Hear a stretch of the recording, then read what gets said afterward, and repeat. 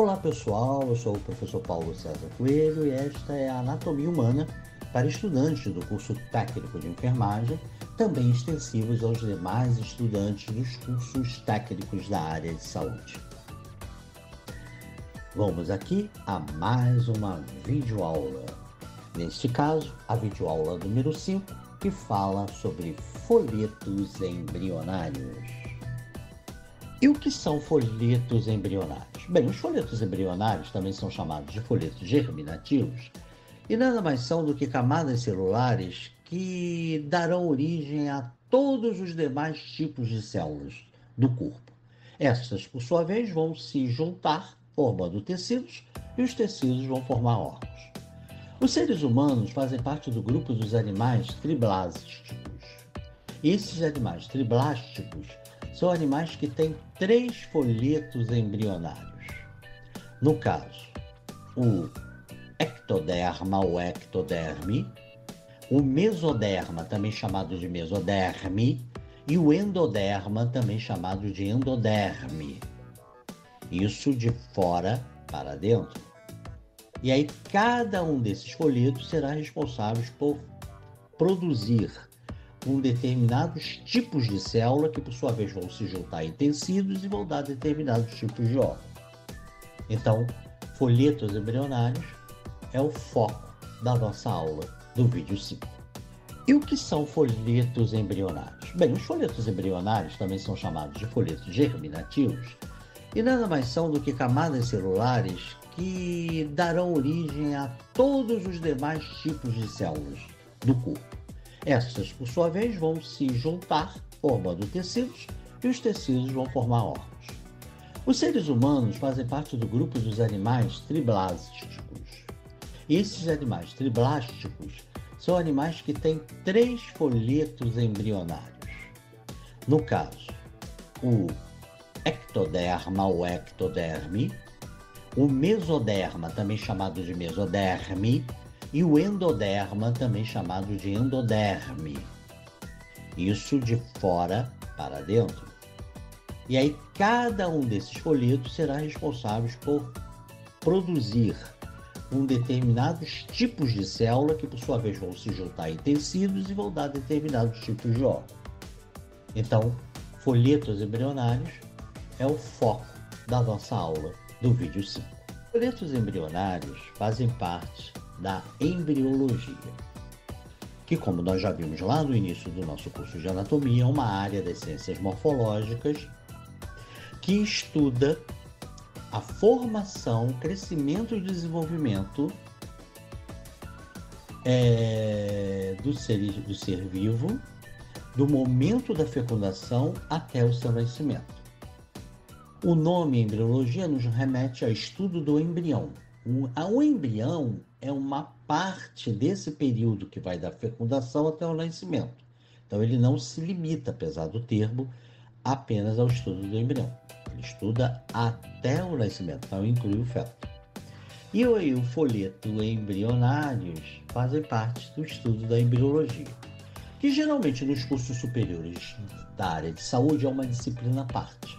Mas aqui no nosso curso técnico, esse conteúdo é ministrado no curso de anatomia, por isso que ele aparece aqui no curso de anatomia. Ao longo do crescimento embrionário, alguns genes são ativados e outros desativados.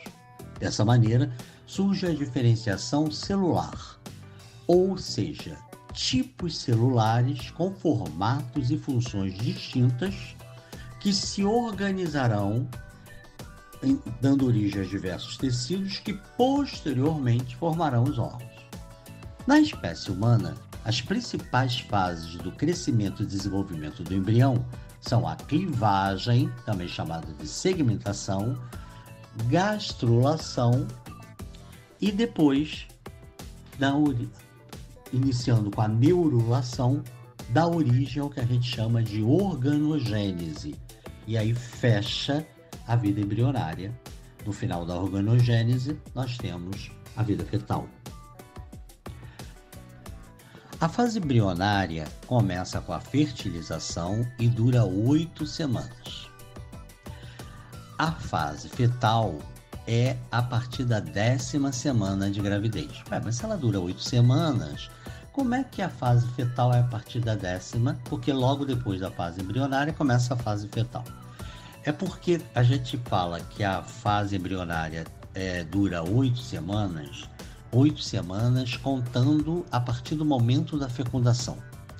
Já a fase fetal, a gente diz que é na 10ª semana de gravidez, porque a 10ª semana conta com o começo da última menstruação.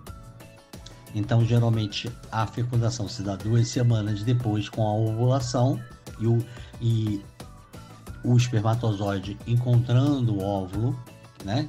Foi o resultado da ovulação. Então, por isso que há uma discrepância entre semanas após a fecundação e semanas de gravidez. Então, na realidade, a fase fetal começa no final da 8ª semana após a fecundação, que é a 10ª semana de gestação. Lembrando que estamos contando a semana de gestação a partir do momento que acontece o início da última menstruação e a semana relacionada à fecundação a partir do momento que o espermatozoide transforma o óvulo em ovo a partir da fecundação. Durante a clivagem, as divisões mitóticas são rápidas e dão origem em células chamadas blastômeros. Diante da velocidade com que as células se dividem, o embrião apresenta aumento do número delas, mas não de tamanho. O primeiro estágio da clivagem é a mórula, um maciço celular originado entre o 3º e 4º dia após a fecundação. Na segunda e última etapa, ocorre a blástula, onde as células delimitam uma cavidade interna, chamada blastocele, cheia de um líquido produzido pelas próprias células. Até a fase de blástula, as células embrionárias são chamadas de célula-tronco, também chamadas de stem cell, células totipotentes, multipotentes, células-mãe. Tudo isso várias denominações para um único tipo de célula. Que tipo de célula? Uma célula indiferenciada, mas que tem potência para se diferenciar em qualquer outra célula do corpo humano. Lembrando que essa fase toda da clivagem ainda não houve anidação, que é a fixação no corpo uterino, que ela se dá no 7º dia. Então ainda está no caminho da trompa, né? Começa ali, é fecundado na trompa, o óvulo é fecundado na trompa, e aí na trompa uterina, e aí ele vai migrando e vai vir o zigoto, depois vai virar a mórula, depois a blástula, ainda ali em direção ao corpo, e só no 7º dia é que ele vai se fixar no corpo uterino. Uma vez tendo a blástula, sendo criada a blástula, inicia a fase de gastrulação, onde o embrião começa a aumentar de tamanho e surge o intestino primitivo, também chamado de arquêntero, e ocorre a diferenciação dos folhetos germinativos, também chamados de embrionários. Sendo que esses folhetos darão origem aos diferentes tecidos do corpo e se dividem em ectoderma, endoderma e mesoderma, ou como queiram, ectoderma, endoderma e mesoderma.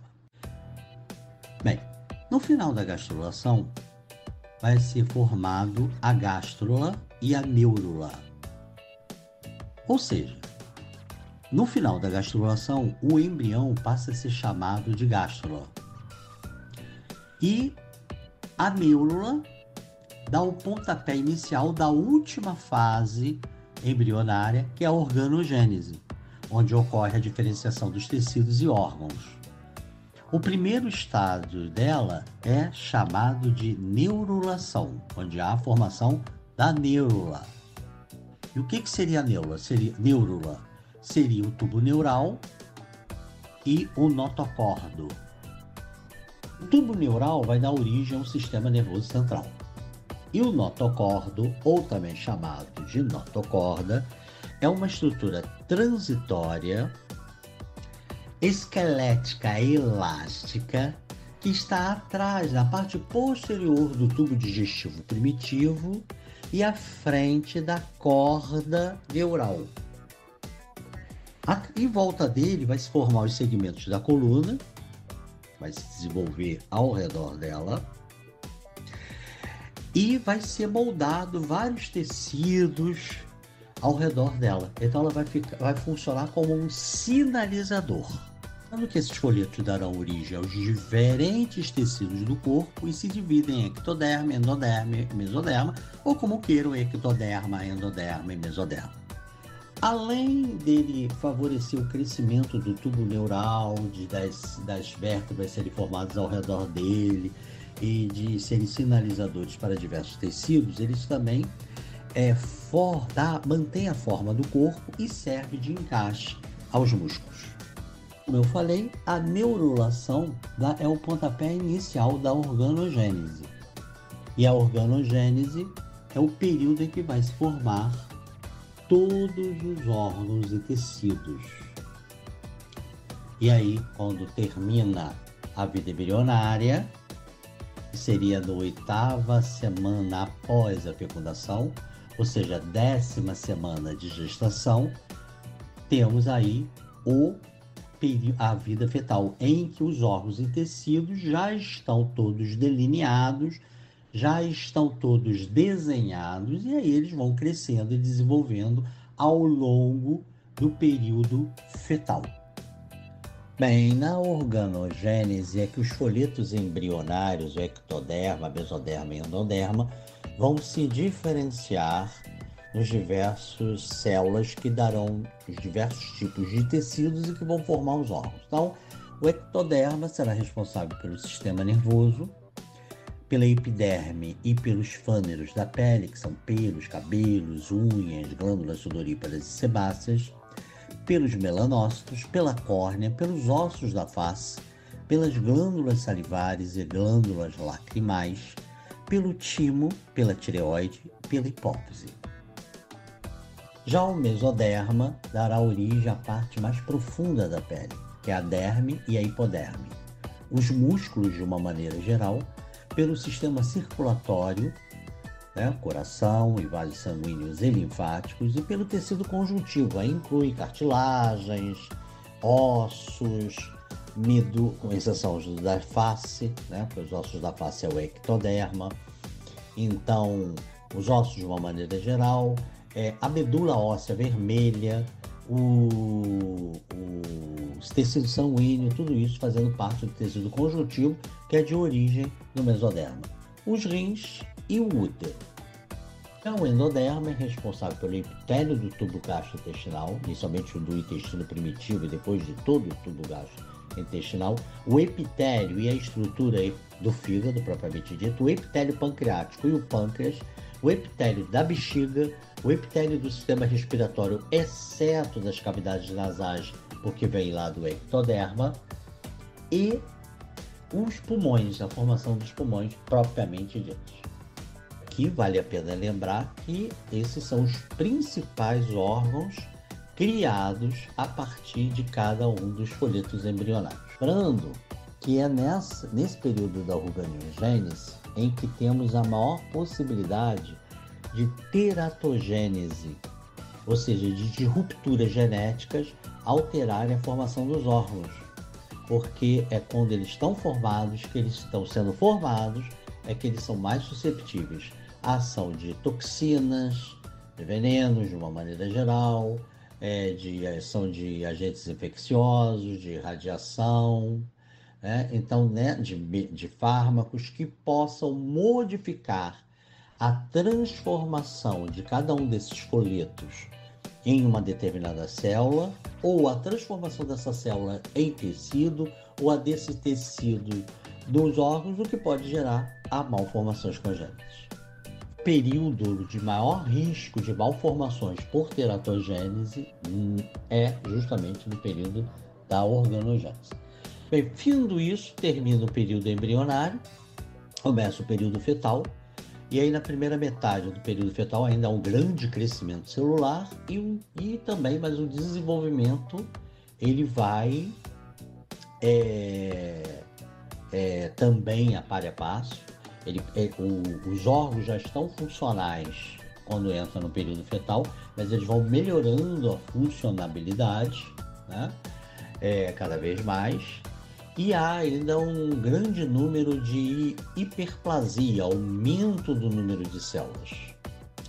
Já no final da vida fetal, últimos 3 meses, há uma hipertrofia, ainda há aumento do número de células, mas há aumento do tamanho delas. Então, o crescimento mais por hipertrofia, apesar de haver ainda hiperplasia, e o desenvolvimento, que era passo a passo ao crescimento, na primeira metade da vida fetal, ele passa a predominar no final da vida fetal. E geralmente, dependendo das condições de nascimento e aonde essa criança nasce, se ela nasce prematuramente no último trimestre da terceira metade, né? No último trimestre de gravidez, a terceira metade da gravidez, que é a segunda parte da vida fetal, dependendo das condições de nascimento e aonde essa criança nasce, ela tem condições de sobrevida fora do útero, apesar de o melhor lugar para ela, de uma maneira geral, ainda ser o útero. E também, quanto mais próximo da 37ª semana à 38ª, mais maduro está e mais condições tem o feto de viver fora do corpo da mãe. Quanto mais afastado, ainda no último trimestre de gestação, na segunda metade da vida fetal, mas mais afastado do momento, né, de 37, 38 semanas, mais riscos ele terá de adaptação. Mas eu volto a insistir que tudo depende não só de quanto prematuro o indivíduo é, mas quais as condições que levaram ele à prematuridade, em que lugar que ele nasceu, como é que foi o atendimento. Isso pode afetar nas comorbidades que vão surgir depois em consequência da prematuridade e também até no risco de morte que o bebê terá. Mas, de uma maneira geral, o interessante é que ele nasça a partir de 37 semanas e 1 dia completo, ideal a partir de 38, e não passe de 42, porque 42 a placenta começa a envelhecer e começa a prejudicar o bebê, né? O futuro bebê, ao feto. Então, o ideal é que seja 37 semanas e 1 dia, melhor ainda, a partir de 38 semanas, e não mais de 42. Abaixo de 37 semanas para baixo, ele é um pré-termo. Acima de 42 semanas é um pós-termo, e o atermo é nesse período. Agora, se ele nasce abaixo já ainda na segunda metade da gestação ou na primeira, ele não tem viabilidade, né? Não importa onde ele nasce. Pessoal, ficamos por aqui com as aulas de folhetos embrionários. Na próxima aula, nós vamos falar sobre uma questão que, na realidade, é geralmente desenvolvida na histologia, mas como nós não temos a disciplina de histologia no cursos técnicos de saúde, nós vamos desenvolver aqui que seriam os tecidos fundamentais. Uma vez originadas as células e elas formando tecidos, quais os tecidos que dão origem a outros tecidos? Então, o nosso próximo encontro vai ser uma sequência de videoaula falando sobre os tecidos fundamentais. E logo a primeira, a gente vai fazer uma introdução à temática, explicando o que são tecidos fundamentais, o que é histologia, né? Apresentando os tecidos fundamentais, e nas outras subsequentes videoaulas nós vamos trabalhando cada um dos tecidos fundamentais. Até lá, pessoal!